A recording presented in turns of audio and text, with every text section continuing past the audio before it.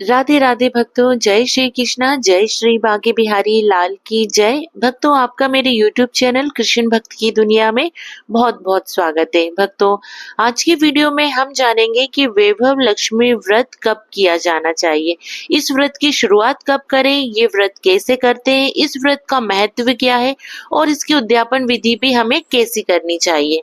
तो भक्तों, चलिए वीडियो स्टार्ट करते हैं।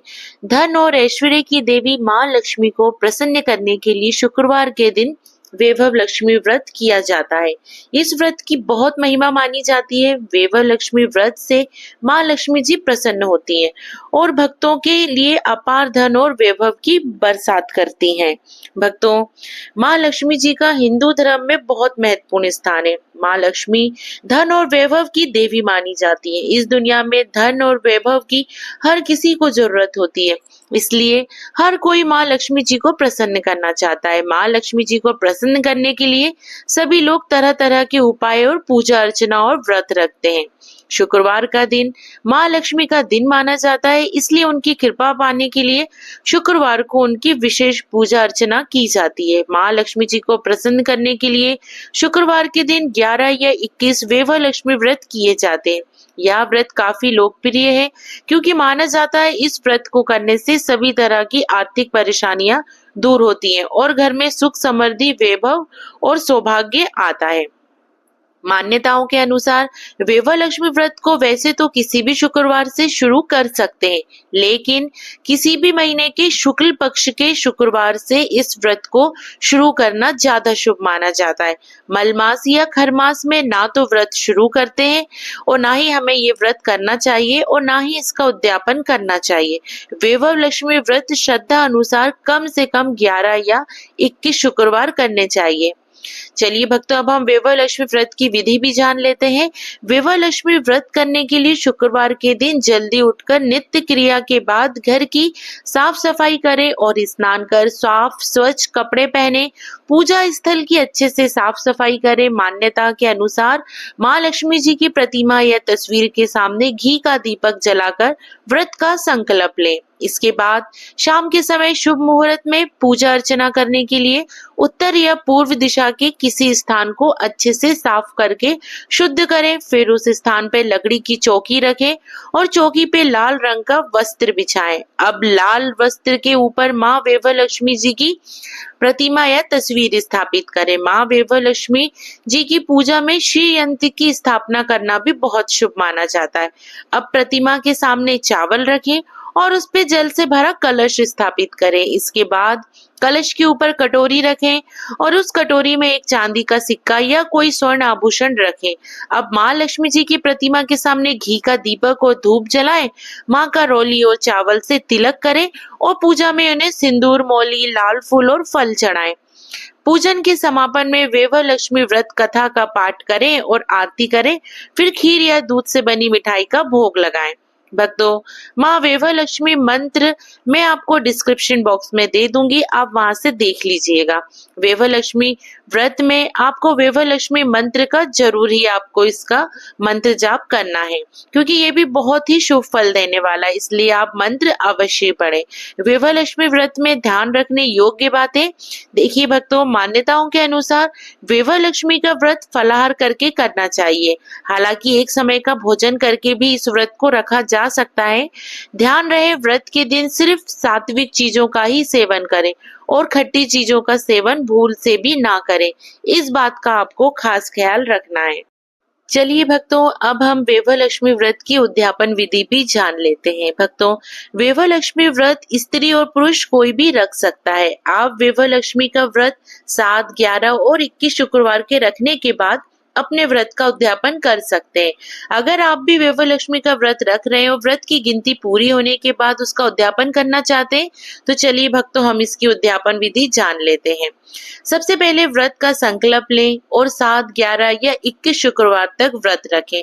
वैभव लक्ष्मी के व्रत की शुरुआत करने के लिए आप किसी भी महीने के शुक्ल पक्ष के शुक्रवार से इसकी शुरुआत कर सकते हैं, लेकिन मलमास या खरमास में व्रत की शुरुआत या उद्यापन ना करें। व्रत के दौरान सच्चे मन से माँ लक्ष्मी जी की पूजा अर्चना करें। साथ ही विवाहलक्ष्मी व्रत की कथा पढ़े और विधि के अनुसार नियम का पालन करें। जब आपके व्रत की गिनती पूरी हो जाए तो विवाहलक्ष्मी व्रत का उद्यापन करने के लिए हर शुक्रवार की तरह उद्यापन भी शुक्रवार के दिन ही करें। इस दिन लक्ष्मी माँ की पूजा अर्चना करने प्रसाद में खीर और पूरी बनाएं। जब आप इनकी पूजा अर्चना करें उसके बाद आप प्रसाद में खीर और पूरी बनाएं। उद्यापन करने के लिए घर में महिलाओं को भोजन पर बुलाएं। उन्हें भोजन ग्रहण करवाने के बाद विवाहलक्ष्मी व्रत की पुस्तक शगुन के रूप में सुहागन महिलाओं को श्रृंगार का सामान भेंट करें और उनका आशीर्वाद लें। भक्तों, धार्मिक मान्यताओं के अनुसार माता लक्ष्मी जी को खीर बहुत प्रिय है। ऐसे में विवाहलक्ष्मी के उद्यापन के दिन आप माँ लक्ष्मी जी को खीर का भोग अवश्य लगाएं। इसके साथ आप हलवा या मिठाई भी बना सकते हैं। माँ लक्ष्मी जी को इन चीजों का भोग लगाने के बाद आप घर में आई महिलाओं को इसे वितरित करें और अंत में आप भी इसका सेवन करें। तो भक्तों, इस तरीके से हमें इस व्रत की उद्यापन विधि करनी है। भक्तों, चलिए हम विवाहलक्ष्मी व्रत के कुछ नियम भी जान लेते हैं। भक्तों, वैसे इस व्रत में कोई ज्यादा नियम नहीं है, बहुत सादगीपूर्ण से आप ये व्रत कर सकते हैं।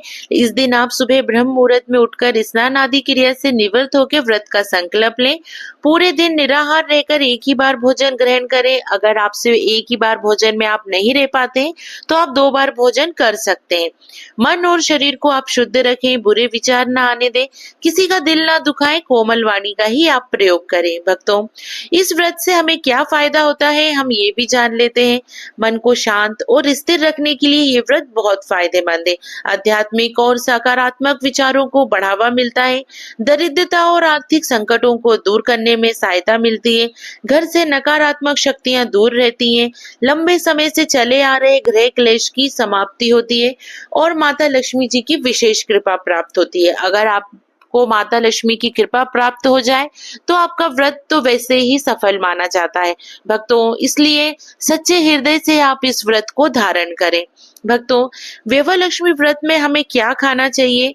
भक्तों, माता लक्ष्मी के व्रत में एक ही बार भोजन ग्रहण किया जाता है, लेकिन अगर आप एक बार भोजन ग्रहण नहीं कर पाते, अगर आप में शक्ति नहीं है तो आप 2 बार भोजन कर सकते हैं। लेकिन याद रहे भक्तों, आप जो भोजन ग्रहण करेंगे वो पूर्णतः सात्विक भोजन होना चाहिए। भोजन के साथ आपको खीर भी अवश्य शामिल करें। सात्विक भोजन में आप साबूदाने की खिचड़ी एवं पुलाव, कुट्टू के पराठे, कच्चे केले की टिक्की, सिंघाड़े की नमकीन, बर्फी, आलू, खीरे और मूंगफली का सलाद आदि को आप शामिल कर सकते हैं। तो विवाहलक्ष्मी का व्रत कर रहे हैं तो आप माता रानी को खीर का भोग लगाना ना भूलें। ये भोग माता के पूजन में शुभ माना जाता है। इस पूजन में चावल और दूध से बनी खीर का भोग लगता है। माना जाता है कि खीर गाय के दूध में बनी हो तो ज्यादा शुभ होगी। भक्तों, सुबह के टाइम जब आप व्रत करते हैं, जब आप धारण करते हैं तो सुबह के टाइम आप फलाहारी भोजन करें। लेकिन जब आप शाम को भोजन करते हैं, आप चाहे तो उस वक्त भी आप फलाहारी भोजन कर सकते हैं। और अगर आप में शक्ति नहीं हो, आप दोनों टाइम भोजन कर सकते हैं, लेकिन आप एक टाइम फलाहारी भोजन कर लीजिए और दूसरे टाइम आप सात्विक भोजन भी कर सकते हैं अगर आप में शक्ति ना हो तो। भक्तों, विवाहलक्ष्मी व्रत के दिन आप सारा दिन आप उपवास रख के भी ये व्रत धारण कर सकते हैं बिना भोजन किए। लेकिन अगर आप में शक्ति नहीं है तो आप दोनों टाइम भोजन कर सकते हैं। भक्तों, वैसे तो ये व्रत बहुत ही सीधा और सरल है। आप इस व्रत को पूर्ण भक्ति एवं श्रद्धा के साथ इस व्रत को कीजिए। इस व्रत का फल आपको जरूर मिलेगा और माता लक्ष्मी आप पे जरूर प्रसन्न होगी। भक्तों, इस व्रत को आप जितनी श्रद्धा के साथ करेंगे, आपको व्रत का पूर्णता और जल्दी इस व्रत का फल मिलेगा। भक्तों, अगर आपको ये विवाहलक्ष्मी व्रत की ये जानकारी अच्छी लगी हो तो वीडियो को लाइक करना व शेयर करना। आप सभी भक्तों को राधे राधे व माँ लक्ष्मी की कृपा आप सभी भक्तों पे बनी रहे। जय माँ लक्ष्मी।